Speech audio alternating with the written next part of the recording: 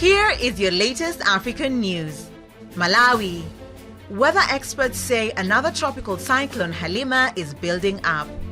Weather experts say another cyclone is building up after a detection of developments in the Indian Ocean northeast of Madagascar Island that may result into a new tropical cyclone. Officials from the Department of Climate Change and Meteorological Services say they will be informing the nation of any threat the developments may bring in the country. According to Yobu Kachiwanda, spokesperson for the Department of Climate Change and Meteorological Services, cyclones are given names alphabetically. Therefore, any next tropical cyclone will be named Halima. Cyclone Anna had been the most devastating, killing over 40 people and causing huge damage to infrastructure, including buildings and roads. Tanzania. Maasai community threatened by Tanzania's hunting plan. More than 1,000 community members in northern Tanzania have gathered to protest against the government's plan to evict the people of Loliondo from their ancestral land. According to International Land Coalition Africa, more than 73,000 indigenous people from Loliondo and about 90,000 in the Ngorongoro Conservation Area face eviction to make way for elite tourism and trophy hunting.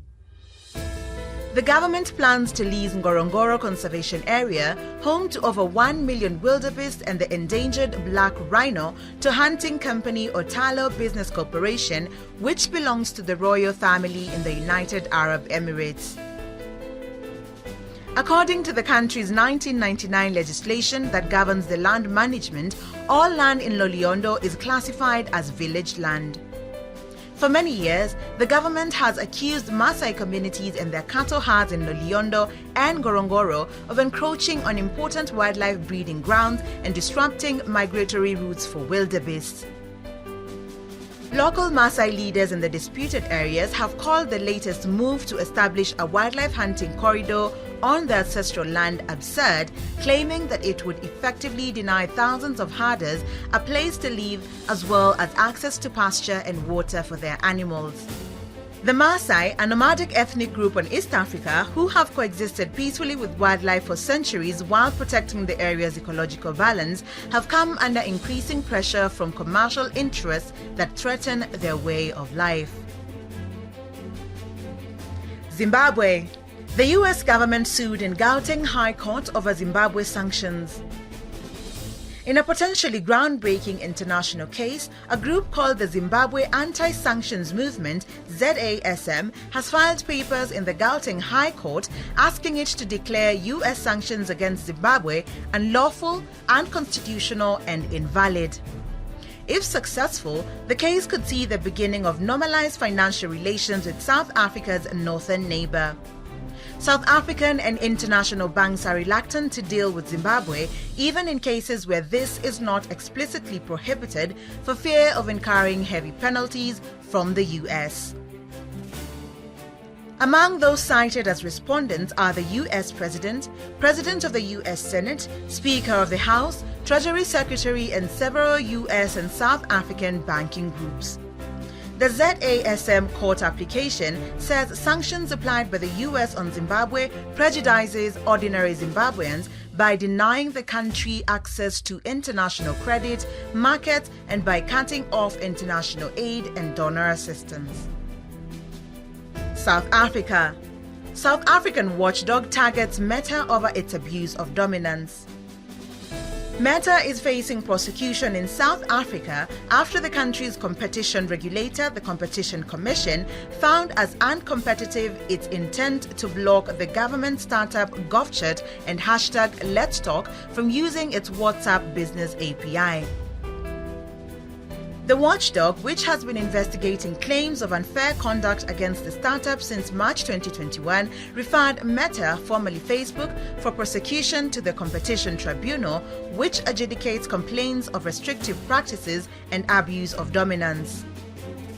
In its referral, the regulator recommends that Meta is made to pay the maximum penalty, a fine of 10% of the US company's local turnover.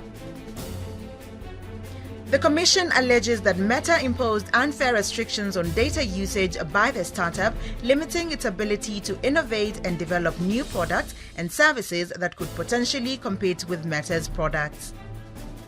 In addition to the platform being a source of alerts and complaints on civic issues like potholes on roads, GovChat has been used by the government to process social security applications, including distress support during the COVID-19 pandemic.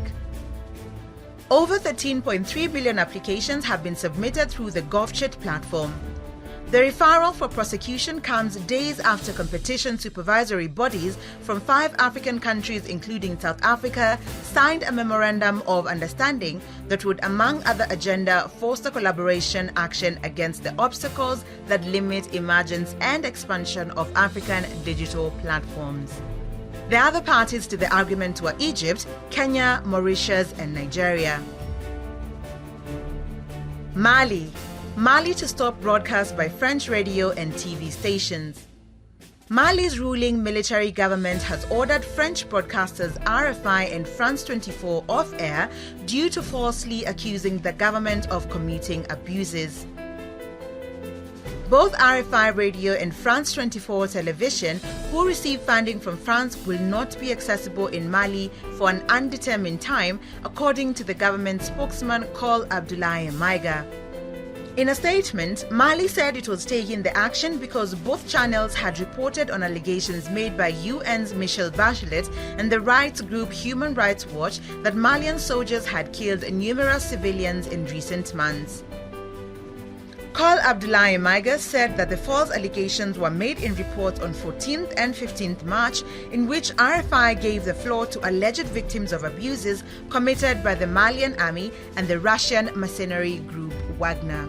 Thanks for watching. Please subscribe, follow, share and like our video. It's the best way of supporting us.